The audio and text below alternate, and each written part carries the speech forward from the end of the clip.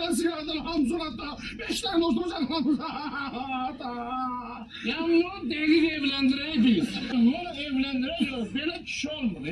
Bellərə kişi təbrik edirəm. Bundan da təbrik edirəm. Belə kişi olmur. Bunu mən nə basıb evləndirdim mən? Zat dedim mən. Əsəbindən elətdə, əsəbləşib ona görə elətdə. Ata. Özünü büyük. O toyundu senin. Büyük sabah toyundu. Kişi olasın. Kişi olasın. Ay dəvə quşu kimi durma ya.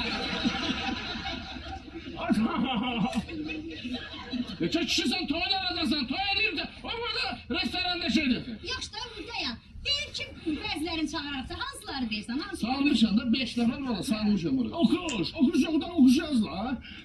Kim yazan? Okuşu deyir də, okuş. Okuş. Okuş kimi. Okuş.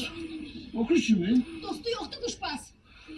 Kuşbaz da ben söylemem bizi kuşbaz. Ya yaxşı deyir, o gelecek ona şey diyecek, demişti ki o zaksa kol çekende benimle geldi. Kuşu vereceklerdi, kuşu bırakacak gönderdi. Quş gətirəcək, zaksa quş gətirəcək. Bunlar atacaqlar göyə quşlar. Hadi ha, ben gelirle yukarıda atacağız. Valla başladım. O okuş. Ya bir daha birlikte. Bu okuş yani ya. 2 tane belə əlində ağ güvəçin. Bunlar dedi, hə, mənə sevirsən, hə,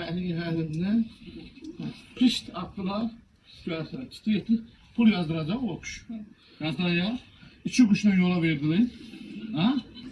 Menüdən xəbərin varsa.